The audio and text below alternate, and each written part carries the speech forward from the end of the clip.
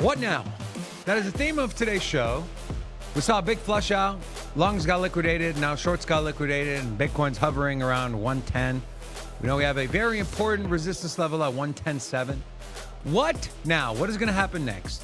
Is this going to be a failure to reclaim that 117 level where the structure of the chart changes for Bitcoin and we can talk about up only again? Or will it be another failed attempt and really signal the beginning of a much longer drawn out downtrend? We're going to talk about that. We'll talk about some altcoins. We'll talk a little bit about Cardano. We had a big outage today. AWS. A lot of platforms were down.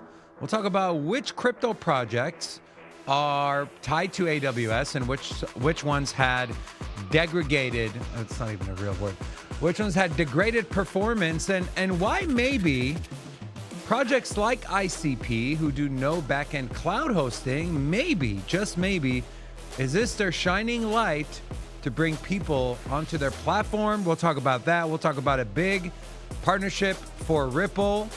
Solana's founder is building a perp dex, looking to follow in the shoes of Brian Armstrong and CZ from Binance.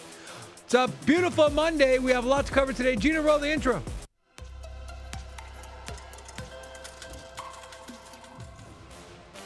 Hola! It's your boy Big Rob back in the house. Welcome to Sin City Crypto.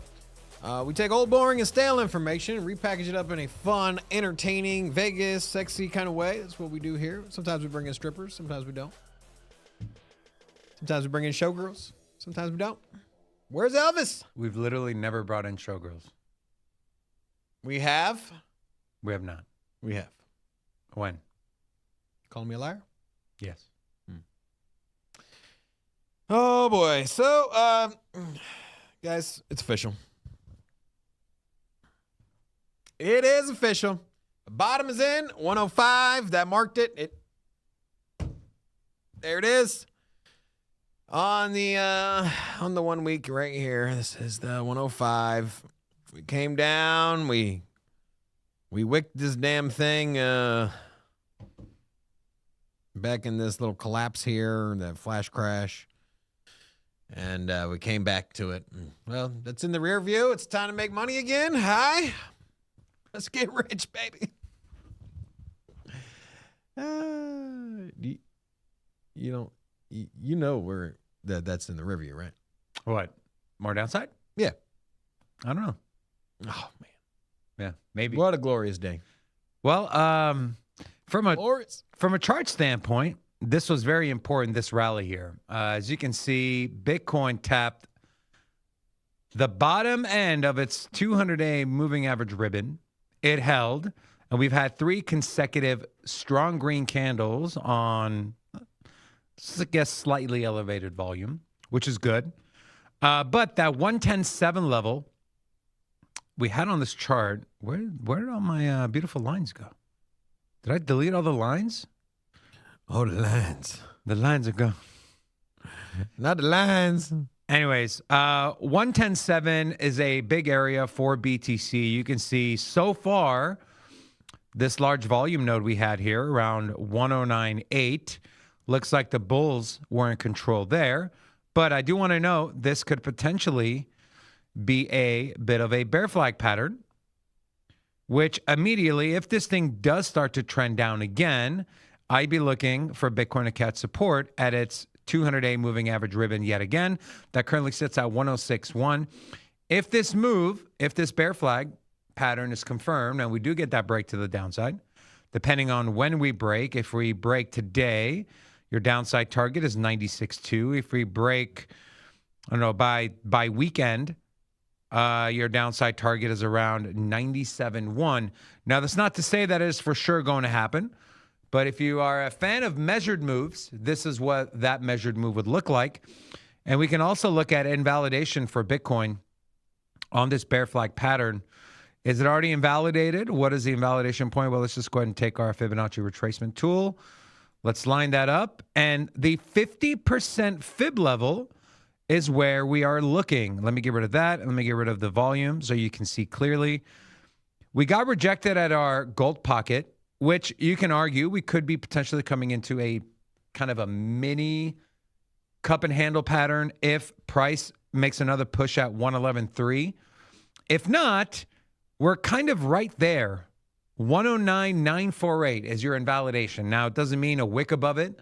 It means a close above it. Ideally, multiple closes above this level would invalidate this bear flag pattern. But I'd caution people, there might be a little more downside to go for Bitcoin, or the markets could very well reverse. We know I have a lot of big things happening. We'll go over that for this week with the Fed, potential government coming back online. Hopefully AWS also comes back online. Speaking of AWS, let's take a look here. Coinbase, Snapchat, Roblox, Canva, and Duolingo, all of Rob's favorite apps, are facing outages amid an ongoing AWS issue. Coinbase says it's working to restore access and that all funds are safe. Plus. I like how every time Took away my Disney Plus. every time something happens, Disney. like that's not their fault, like a network outage, they always have to say funds are safe. Funds are safe. This is from Coinbase support. We're aware many users are currently unable to access Coinbase due to an AWS outage. Our team is working, and then they give update 1, 2, 3, update 4. I believe this was the last update, unless they added another one. Oh, update 5. We're aware that customers are unable to use many core functions of Coinbase, such as everything. We will continue to investigate and provide updates. Okay, first of all, it's really not, I mean, there's nothing you can do, right? There's No, what I can do Coinbase is shake my fist and curse. Because AWS has single-handedly made me lose over $1,000 just this morning. Wow. In the trade, I was in. I'm sure there's going to be a lawsuit somewhere. Now, you might be wondering, it's not just companies right in front ends. It's also blockchains. So take a look here. These are some L1s and L2s. And by the way, this is not to pick on these. There's a lot more that leverage Amazon Web Services for back-end hosting or hosting of nodes, including Ethereum, including some Bitcoin nodes, Avalanche, Zilliqa, Algorand, XRP, the Ledger node server, Phantom. This is not an exhaustive list. And then that kind of makes you wonder, you know, there's certain blockchains and projects that kind of hang their hat on, hey, no back-end cloud hosting. And the first one that comes to my mind is the Internet Computer Protocol, ICP, as you can see here from their website. 100% on-chain, no cloud. The Internet Computer provides a complete tech stack for developers to build on. It can host online services and games fully on-chain without ever relying on centralized cloud providers. This provides complete decentralization and removes single points of failure. So before we get into conversation, I do want to give a big thank you. Today's show is brought to you by the #1 social casino in the entire world, Stake.us. They got a mobile app, download it. They got a web browser, use it. They got accounts to create it. If you're interested in playing our Sin City exclusive poker tournament, it's a free roll, but the winner gets $250 in free stake cash. You're going to need an account. So just go ahead and create one now. And while you're on there, claim your daily free stake cash. You get that every single day, every 24 hours, one free stake cash. It's 30 free stake cash every month. You can redeem that for your favorite crypto. We love Stake. Stake loves you. Help us out. Thank you. So usually something happens and it shines the light on an industry or certain projects and gets people wondering, well, what if there were some important things that were supposed to happen? And then you have projects like ICP, which we talk about, hey, no one's using it, yada, yada.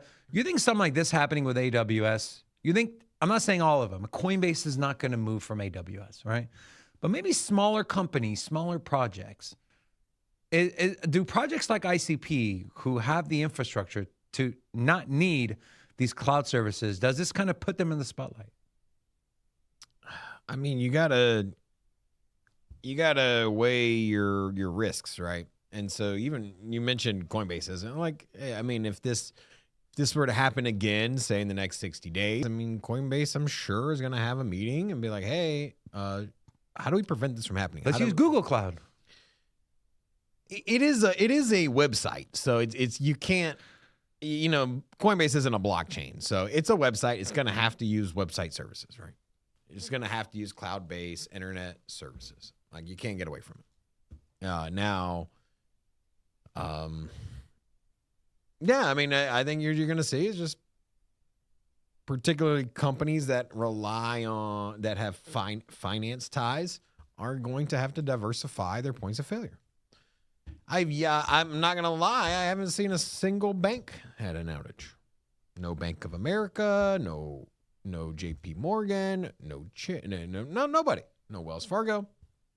And I don't know for certain, but I would assume they probably have multiple service providers, right? They probably have multiple different cloud services. And that's probably because they're being trusted with a lot of money and they have a very important role. Stay up and don't let your services crash. Is the financial heartbeat of the world, right? The banking system. And so Coinbase is going to have to figure that out. Like, you can't just go down, bro. We over here, we threw so much shade at Binance last week for them having network outage during the flash crash. Now, all of a sudden, Coinbase said, okay, well, you know what? We're not in all-time highs. We're not crashing. There's not a million longs getting liquidated. So we just, like, don't even mention anything about Coinbase. Like, okay, that's cool. Yeah, they're not going to change services. Like, get out of here, bro. Coinbase, do better, bro. There was no, but with Binance, there was no, like, network outage. It was a failure of the system on But the thing was why were you mad at Binance? What do you mean? You were pissed at Binance, right? Well, there was some shady shit happening for sure. But them having an outage period is not okay, right? It came at extreme volatility when there was massive trades getting liquidated, and it was a horrible timing. Now, you could say that perhaps the timing coincided perfectly. Whatever, it doesn't matter. Either way, we were pissed the hell off at Binance. And now, because Coinbase is, Brian Armstrong, the shining publicly traded company and our most trusted exchange, we say nothing. No, I'm not. I'm legitimately pissed. I'm actively losing money at this point in time because I'm stuck in a damn swing trade. That's not on Coinbase. It is on Coinbase. They should. Okay, if Bank of America was closed today, and because of Amazon Web Services, it's Bank of America's fault, but they have diversified their points of failure from one cloud-based service. And if you want to be better than the banks, replace the banks, then you can't just rely on Amazon and that's it. And then Amazon goes out and be like, not our problem. It is your problem. You should have multiple checkpoints to mitigate this. Multiple. Binance is up right now. Kraken is up right now. Come on, dude. You're supposed to be the #1 exchange in the U.S. You're supposed to take over globally, and you're not even working. You've been down for 4 hours. 4 hours. Get out of here, bro. I'm checking. Don't pull this up, Gina, but I was checking to see if Kraken was up or not. I prefer Kraken over Coinbase. Personally, I have a little bit like $500 on Coinbase, but Kraken is my go-to, and it doesn't look like Kraken's down. I think Kraken, right? I like Coinbase because they got deeper liquidity than Kraken, so there's less volatile moves and interesting. Yeah, but. You know, they say the best ability is availability.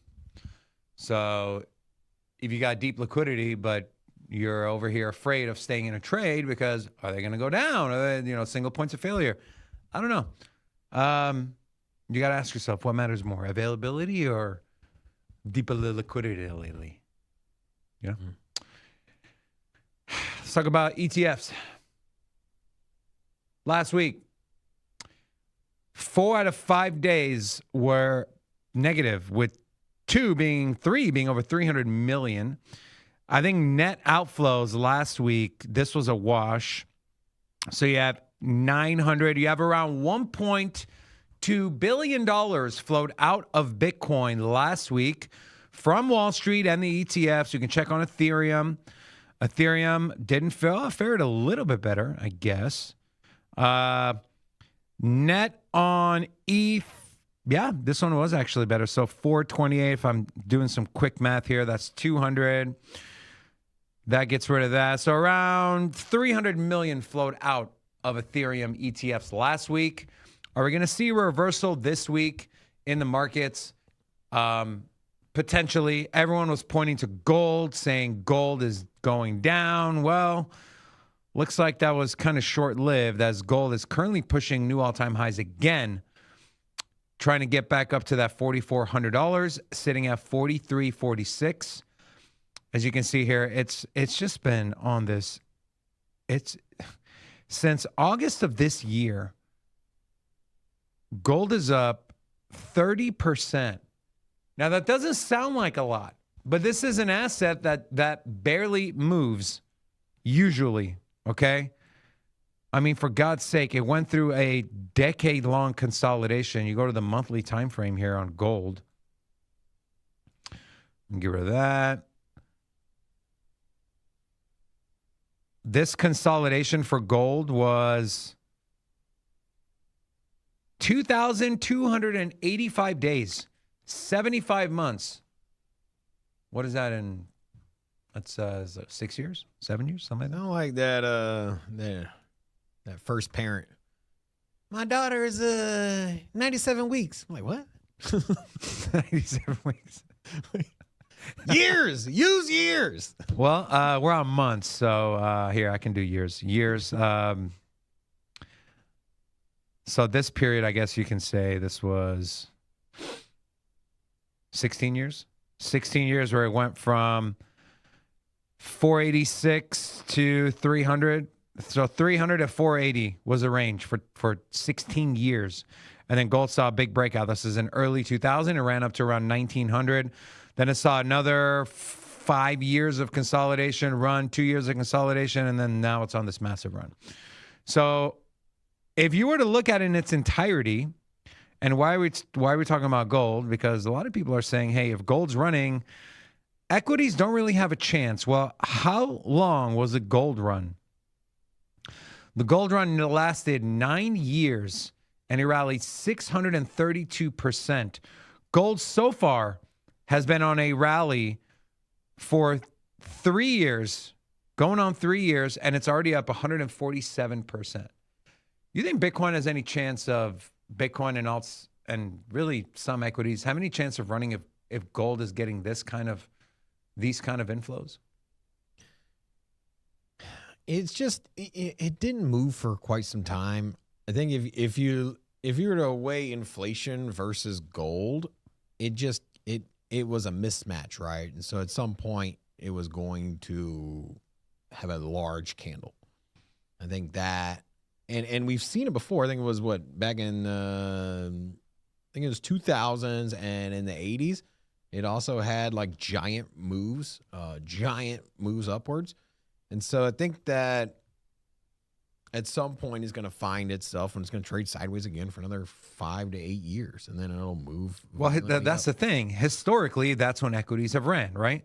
If you look at 2002 to 2011, right, we had the great financial crisis or the great, recession. Gold ran and equities were kind of flat. I mean, you had some run, right? But they're inversely correlated. And so investors are saying, I don't know if they're inversely correlated though.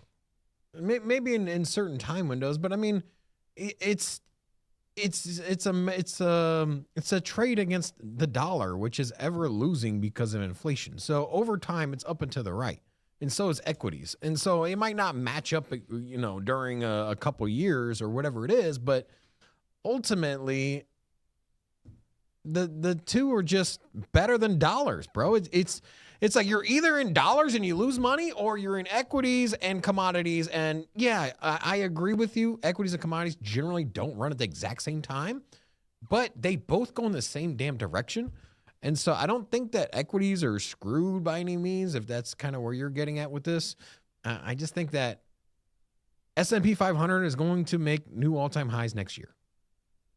Just like gold is making new all-time highs right now. And maybe gold consolidates for next year. I don't know. But I think that the better question here is, what does this mean for Bitcoin? Because you have the oldest commodity out here, the strongest by market cap, which is gold. And then right behind it is Bitcoin. But yeah, Bitcoin is struggling with all-time highs. It put one in a little bit over a month ago, but will we see the resurgence of Bitcoin? Will Bitcoin get that giant green candle that gold just got? That, I think, is happening. I think it's going to come off the news of the U.S. buying Bitcoin. And then I just think that there's going to be a supply squeeze. I think that the OTC Bitcoin supply is dwindling. And there's going to be a run on Bitcoin, just not enough out there. And so the price is going to run up for that exact reason. So.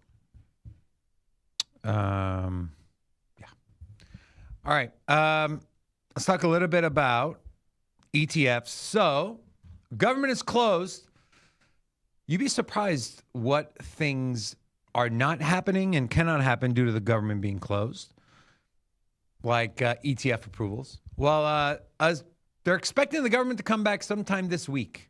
There was some rally on Saturday. And, well, everyone's expecting these politicians to stop being assholes and just get their shit together so people can start getting paid. You know, air traffic controllers have not been getting paid. And they're still, so very, very dangerous times here. Did you see Elon Musk is going to foot the bill for the military? Did you see that? Oh, that's Elon Musk? I know Trump said a very rich person. Yeah, Elon, actually, Polymarket has, let me see if I can find it. Polymarket. So Polymarket has a bet. Let's see if I can find it here. Polymarket has a bet that Elon is going to bail him out. It's like 90 something percent. Something like that. 90%. That's pretty high. Yeah, somewhere around there. Polymarket, here's an interesting one. I was looking, unrelated to the Elon, but related to the topic. Polymarket has, when will the U.S. government end by? And so 94% say by December 31st. We're at 6% by the 24th. And then of December? Of October. Ah. The chances of winning go up as you get further out. So, only 6% chance that it'll be resolved by Thursday per Polymarket. So if you believe it's going to end this week, I would go put some money on this. You're going to get quite a return. By the end of the month, it's 20%. So what was the highest odds? The further out you go, the higher the less payout you're going to get. Right. So by the end of the year, obviously it's going to be resolved. Right. So you're going to have to put up a boatload of money to make anything. So you're only getting 6 cents on every dollar that you put up. That's terrible odds. On the 31st of December. Yeah. Yeah, I don't know. Maybe not this week. I mean, I would hope this week. I don't know. It's just politics is not my arena. I think they're all, majority of them, vast majority are pieces of shit that just play with people's lives. Anyways, once the SEC is back and approvals are being made, so this is Emily Griffio from Bloomberg and talking about Pengu. Interesting. Take a listen. What's interesting now is in the ETF world, issuers are trying to package those altcoins into ETFs, into products. Given the success of BlackRock's Bitcoin ETF, they're looking at products like a Polkadot ETF, a Chainlink ETF, Caroline, a Pengu ETF. Integral. I don't know if you've heard of this. I have heard of it. Okay, affiliated with Pudgy Penguins. Who doesn't have a Pudgy Penguin? I mean, exactly. Alexis Ohanian ever seemed to have it as his avatar. Yeah, so we have 130 ETF applications right now. 130 ETF applications. I believe that once one of them gets approved, I think they're all going to get approved. And it's not some like hot take. It's just If you're going to approve one and they're more in the same, then you're going to approve the other ones. So when that happens, you might argue that's a good thing if they all get approved, right? More access for more. But then you can argue it kind of, what's the word I'm looking for here? It swamps the market with different ones, right? It dilutes the market of crypto with ETFs. But then again, you are going to run into the situation where the cream of the crop will rise to the top. We know the institutions wanted Bitcoin, right? We talk about they want altcoins. Well, which ones are they going to want? You're going to find out very quickly once these ETFs go live. You'll see a little bit of degeneracy. You'll probably see more of these digital asset treasuries launched around some of these altcoins that do get the ETFs. But pay attention to when these ETFs go live, where the institutional money flows into. That is where you're going to want to keep your money. Also, we had a comment from Tyler. Said, I've been an ADA holder for a while. What's going on? I'll answer that question a little bit. And I said, what is actually going on with ADA? I'm a holder and just curious what they're working on or anything. And then we have this. The next Fed meeting is a week from Wednesday. A week from Wednesday. We'll be covering that here live like we did the last time. And here's the interesting part. The Fed has not been able to get any sort of data relative to CPI, core inflation, jobs numbers, yada, yada. So the question then becomes, if next Wednesday comes around and the government is still closed and the Fed hasn't gotten their hands on the data they need to make these decisions, or they say they need to make the decisions, which we know Jerome Powell, we're going to look at the data. We're going to look at the data. Well, if they got no data to look at, are they just going to blindly cut interest rates? Well, the CME believes yes.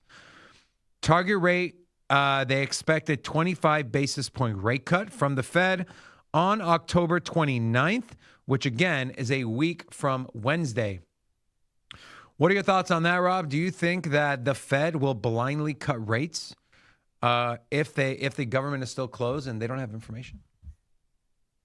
Yeah. They got information. I mean, it's not like they're not aware of what's going on. Well, I mean, they're not getting the data. You know they're not going to go. They're not going to go that far away from what the CME is predicting. It's just, if it was closer to like maybe 60-40, if it was like 70-30, sure, we can have that conversation. But in reality, there was no point even talking about it.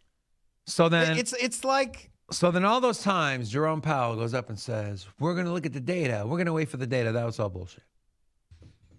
100%.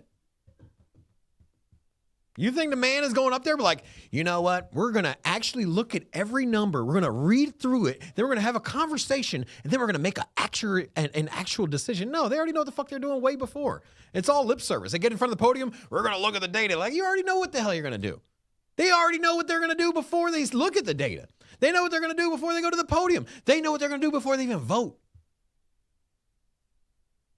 If there was some like weird thing that happens, like another COVID or, something happens or banks collapse, then they got to go and like actually have some real conversation.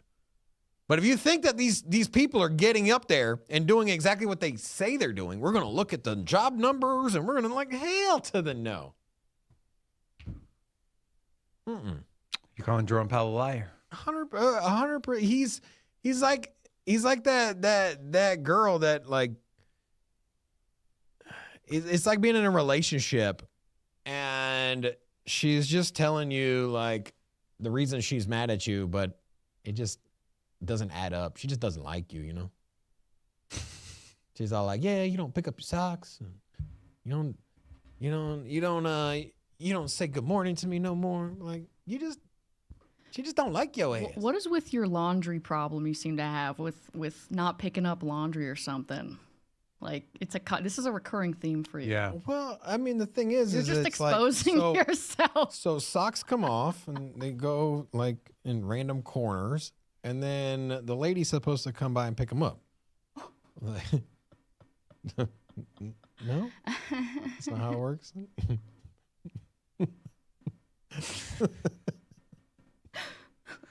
No. I'm kidding. No, Okay, you're listen. definitely not kidding. I was looking for that poly market tweet. I came across some interesting ones here. I'm just kind of scrolling through. So this one, BTC, it's below 25% for BTC to go down and hit 100K, and as of this morning, it's now down to 15%, as you can see here.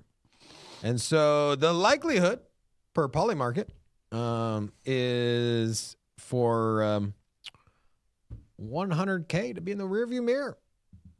Was it 15%? Yeah, down to 15%. So poly market has it at 15% odds that we do not, or 15% chance that we go down and hit 100K. So 85% odds that we do not go back down there again.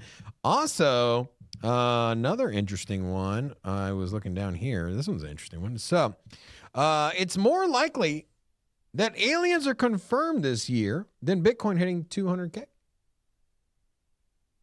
What? It's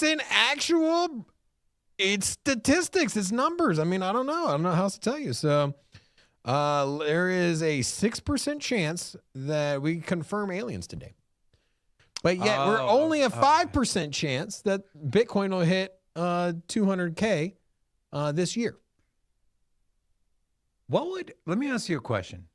What would I be more excited for? No. I'm going to go alien. No. What would need to happen? Maybe the aliens will bring the 200K Bitcoin. Yeah.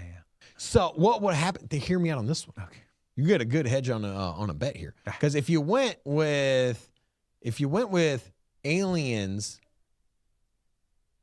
Good work, Gino. hitting coming, I think the financial markets would panic, and money would find itself going to Bitcoin.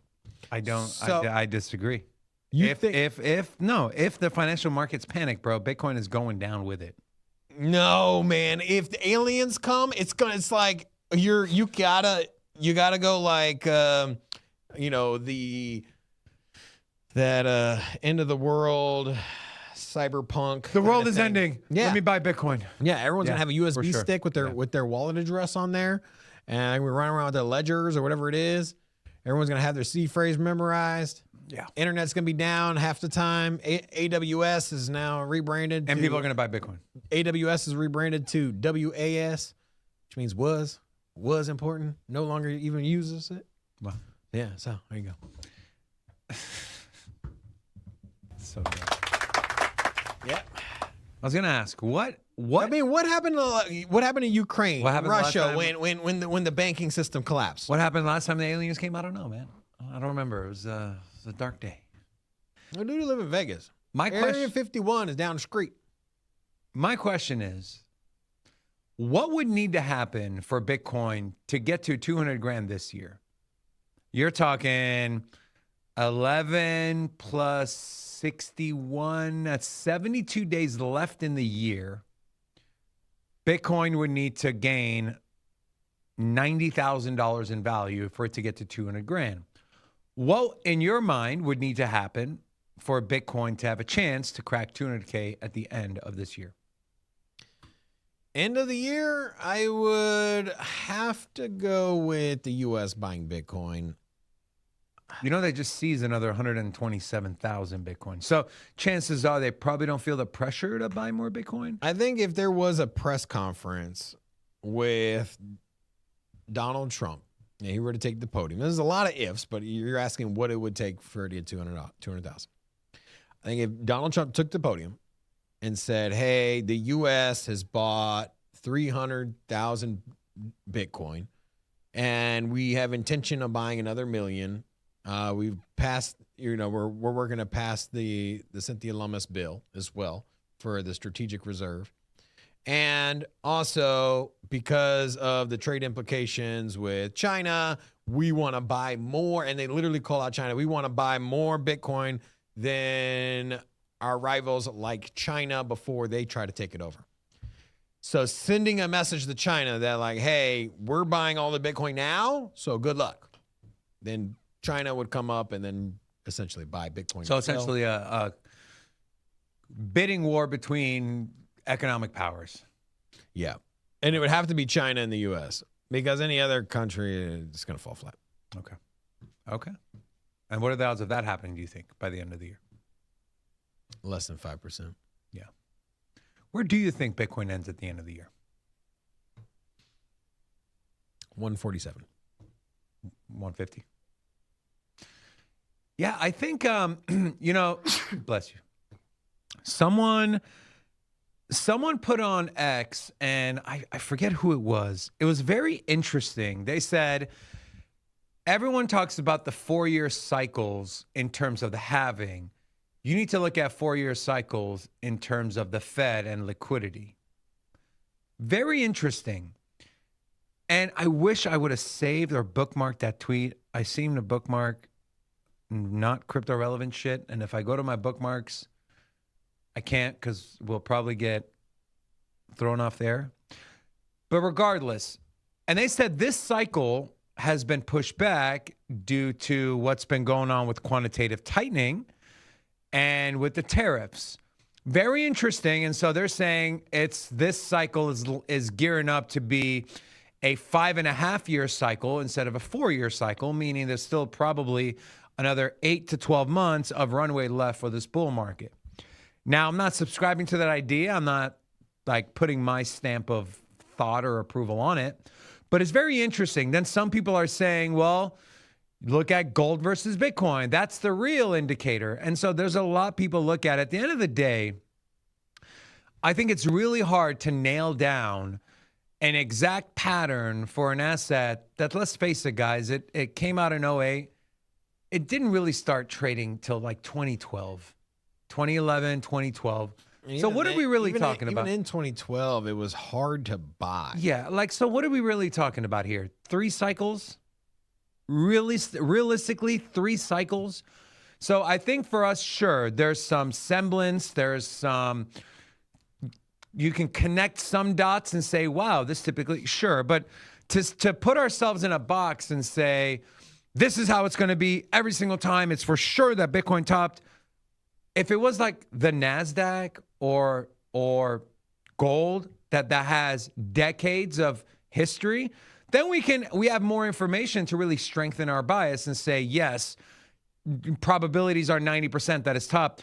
But 1, it's still a very young asset. 2, Bitcoin hasn't nearly been through as many financial calamities or changes as gold, the stock market, and other commodities or assets have, to where you can see how it reacts to it. So I think it's still fairly new. And guys, remember, this is the first cycle that truly our space has been open to Wall Street. So I think you're doing yourself a disservice if you're just going off of, well, 4-year cycle, the top is in October, that's it. No. I think you're going to harm yourself financially. I think the better outlook is to look at what is happening. And is that going to translate to value going up for certain projects? I think that's how I'm looking at it. I'm not looking at it based off of, well, see you in the next halving, 2028, top is in. I think that's stupid. You're going to miss out on making a lot of money. With that being said, I'd like to show a quick... Coinbase is back. Wow. Coinbase is back. I'd like to show a quick meme. Order submitted. There it is. This is a visual representation of putting your money into crypto. This has no sound. Well, it has sound, but it's going to get us copyrighted. So I muted it. But here is a visualization of throwing your money in crypto and trading it. Well, it's an absolute disaster. And then longs get liquidated and CZ shuts Binance down and there's some shady shit and the wheels fall off. That's what happens when I decide to do laundry. That's why I got the lady. We're talking about picking up the laundry, not doing the laundry, dummy. But to be fair, if you're not picking up your own laundry, you're definitely not doing it either. You know what I tell my wife? I go, look, you're good at certain things, I'm good at certain things. And that's it. She's really good at what? She's good at laundry. What? Just kidding. I help my wife out when I can. She does. I love my wife. She's the best. Babe, I love you if you're watching this. Okay. Rob, let's look at the markets. Oh, before we look at the markets. Trading show in 30 minutes. Wow. Join me. There we go. Okay. Markets. All right. Zcash is just what the chart I was on. sorry, So there hold it on. is. So Zcash at 270. Muhammad said, "That's what's going on Rob's brain when he speaks." Not that funny. That's pretty funny. All right, so Zcash at 270, and so biggest gainers today is Floki Zcash Dash. And Well, you know why Floki's up, right? why is Floki up? Elon Musk. What do you do He tweeted. about Floki? Yep. Did he really? Well, his dog's name is Floki, so yeah. So yes and no. Ah, This was his. I'm gonna find the post. It was, I think, today. so yeah, Right here. the biggest gain. Go ahead. What you got? This is why Floki's pumping today.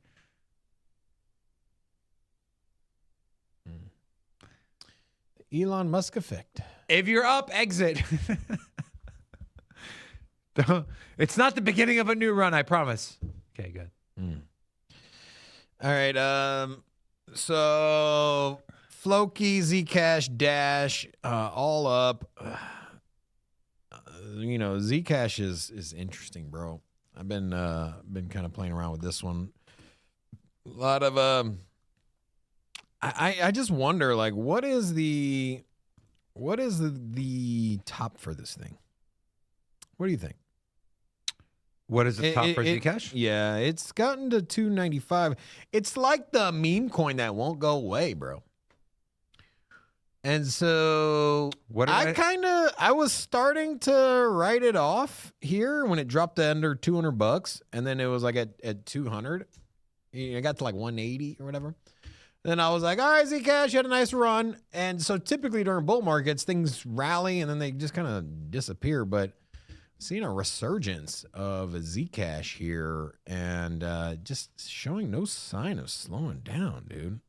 It's just, I mean, on the week, it's, nice U-shaped recovery. And so, I don't know. Just interesting. I didn't expect it to stay around for so long. But now, what's down? You got Plasma, Athena, Aster, and then Artificial Superintelligence still down. We saw a little bit of a bounce. There was some volatility in Artificial here. We saw it go from 26 cents up to 30 cents. And then, back to trending down. This is a textbook example of it's hard as hell to make money on an asset that is going down and to the right. Like, timing this is about as impossible as it comes, right? You buy here at 33 cents. Oh, it just dropped to 32. I'm going to buy here. Like, good luck flipping this at any point. Now, the chances of you buying it here at 25 cents and then exiting at 30 is it's tough. And then, look here on the 1 month, it's the same thing. It's like, when are you supposed to make some money? And so I always just tell you, like, if things are going in the wrong direction, wait for a clear reversal of the trend before you start trying to buy something. I know me and you talk about that all the time, David. You're like, hey, this is it's on discount now. I'm like, it keeps discounting. I'm not ready to write off. I'm not ready to write off ASI. Huh? Yeah. And here's I've already pronounced this one dead. Now, if I were wrong and I was to get back into it, I would have to see a clear reversal. Like, this would have to. This is a 1 year chart. You would have to come up and get back up over $1, and then come back, test it, go to 115. Then we can have a conversation. Okay, there's something here. Because buying this you're ultimately, unless you're wrong or unless your theory is right, I'm just saying that buying anything that is just in a bull market is just trading the other direction. Buying it just seems foolish to me, man. Here's my thing though. Were you bullish on Fetch AI before the merge? Yes. Were you bullish on Singularity Net before the merge? I would say yes. And I think Ocean, you were bullish on Ocean. You at one point you held a lot of Ocean in your portfolio. Okay. So then my question is, okay, we're bullish on them before. They merged at the exact time AI took off. They missed out on that. Now come to find out, Ocean left, and there's rumors of them dumping their fetch allocation and essentially screwing them over. So now you're left with 2 of the 3, which fundamentally with them and their teams, nothing has changed. You still have Ben Goertzel on SingularityNet.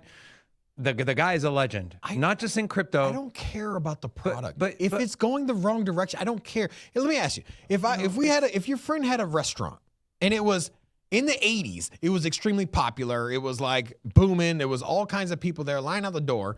Now, fast forward, it's 2020, and the place has barely got anybody in there. The rest, the menu's still the same, and you're like, but the chef is like, but nobody goes there anymore. People aren't buying it. They're not busy. They're not making any money. Like, these are investments for me. And if the product is just losing money, I'm not a Captain Save-A-Ho. I'm not going to come in here and try to save it, bro. Like, I'm going to pick up products. This is a growing market. There is millionaires being made every day on new financial products that are being created. Why not hop on the innovation and where the community is going? Why not pick something that is growing instead of trying to pick something that is losing, hoping it returns? It just, for me, bro, I just like, why would you invest money on something that is losing just hoping it comes back?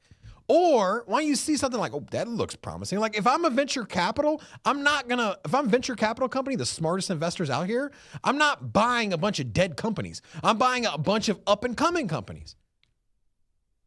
That's how you make money, bro, especially in a new industry. Especially the US is launching crypto or making crypto easy for adoption here. There's going to be so much money to be made here in the US. Once PERPS gets approved and all the regulatory roadblocks get pushed aside here in the United States, crypto is going to explode. There's going to be so much damn money to make. And if you're still sitting here holding Litecoin and some other like antique dinosaur coins, like, bro, you're just going to, you're not going to make any money, bro. I think if you can pick up ASI at sub 20 cents, I think the R&R is very high. So, I remember you saying the same thing about ApeCoin. You were like, hey, man, are you going to buy ApeCoin if it drops to something? And I'm like, no. Why the fuck would I buy ApeCoin? And it's just like, now it's after a year and a half later, it's just so dead that you're just like, why the hell would I? Like, I have zero upwards. Like, I don't know, dude. Like, and I'm not saying I don't change my mind. I change my mind all the damn time. Like, I wrote GALA off. If GALA all of a sudden comes out with a badass game and then tens of thousands of people are playing it, I'll look at it again. I'll be like, hey, man, you know what? I think GALA might come back. But I need to see the reversal. I don't buy shit on its deathbed. And the same thing for Fetch. If all of a sudden Fetch reverses in price and has new product and people are downloading this stuff and then people are talking about it. And people outside the studio are like, hey, man, been playing with this thing called Fetch? I'm like, really? And I'll come in the studio and be like, hey, Dave, I think Fetch is coming back, bro. But I have to see it. It has to be a change. Until that happens, I refuse to buy shit that's dying. That's how you lose money, man. Yeah. I got enough. I got too much dust in my wallets, bro. I don't need any more. I don't need any more long shots. I hope it comes back. Maybe it'll go back to my entry price. I'm done doing that, bro. I'm done. Once a project starts going to dust direction, I'm out.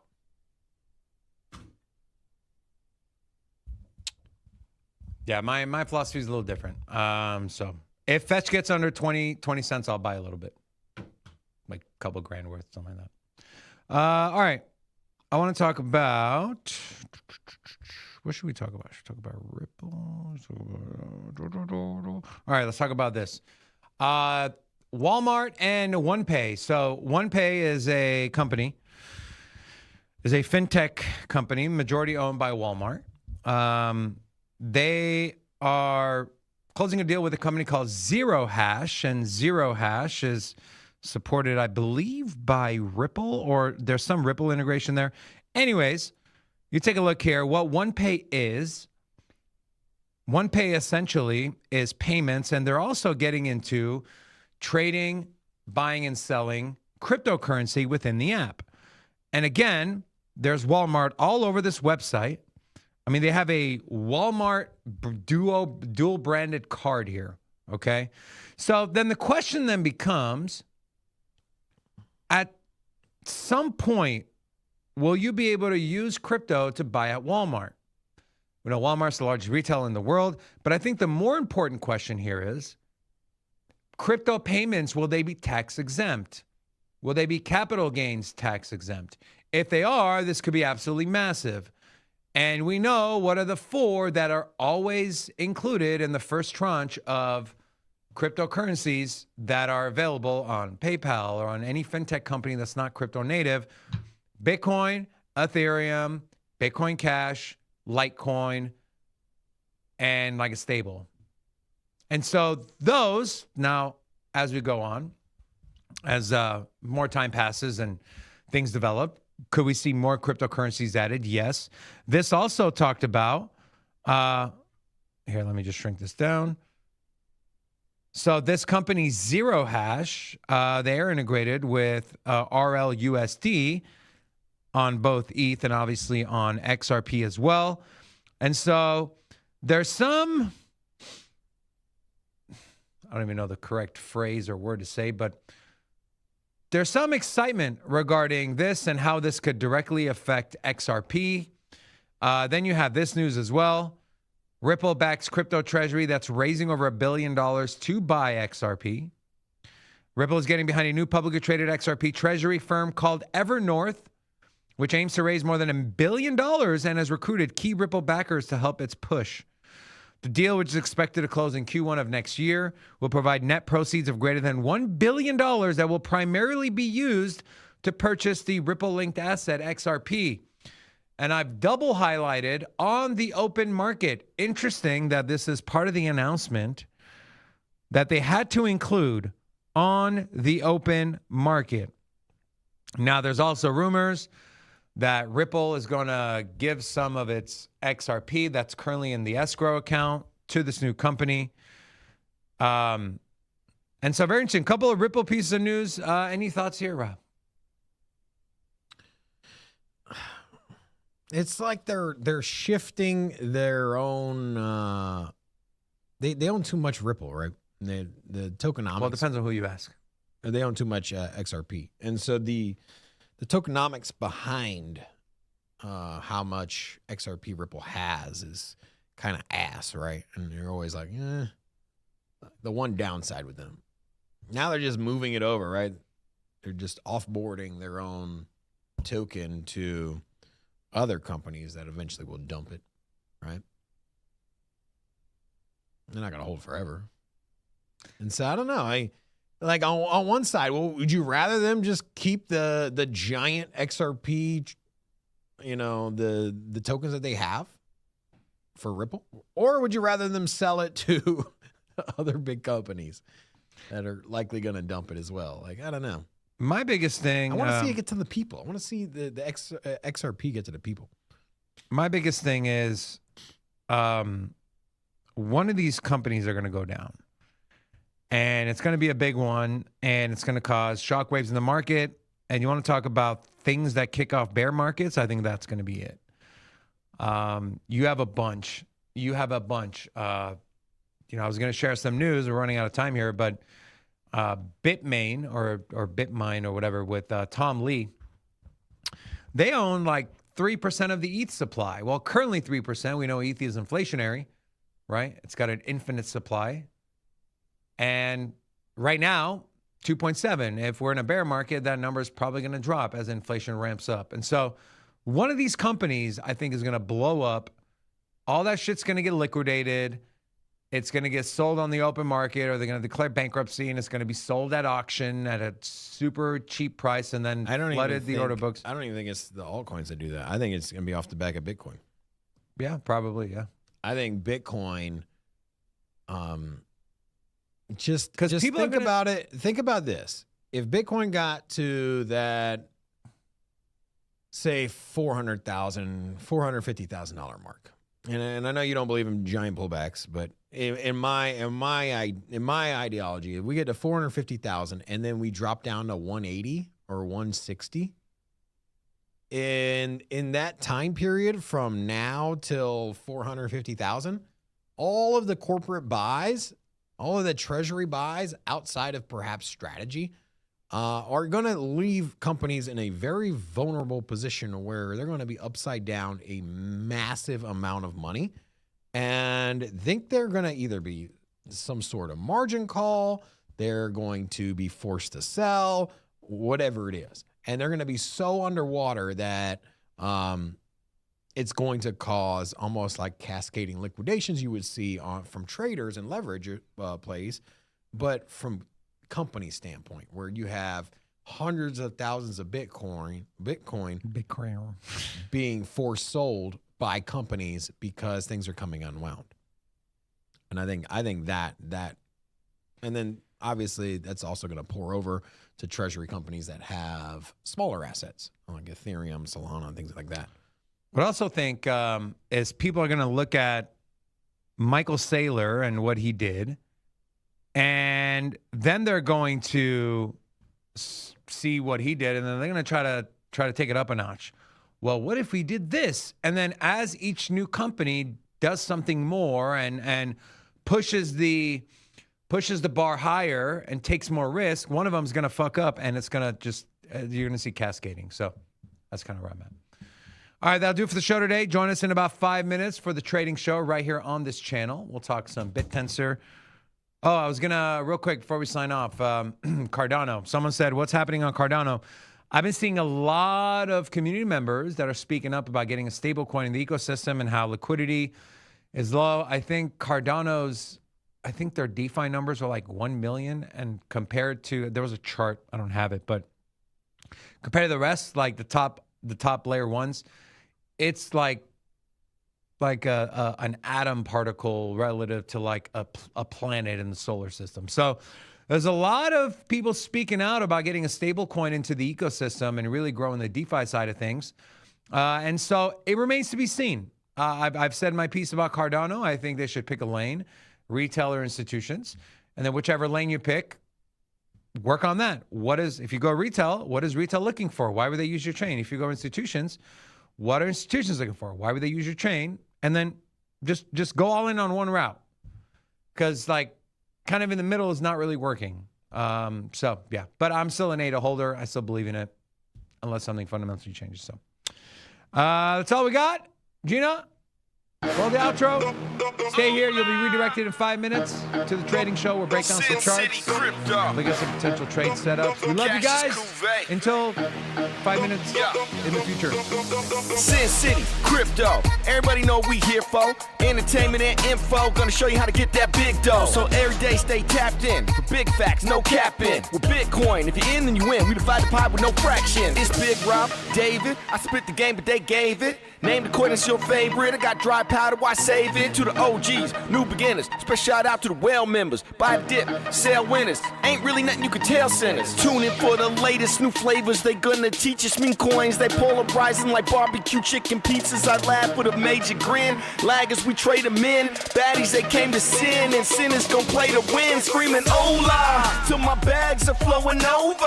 Hold ya to the moon and to the solar. Won't I? Don't be letting FOMO control ya. It's over when the finger tornado close ya. City.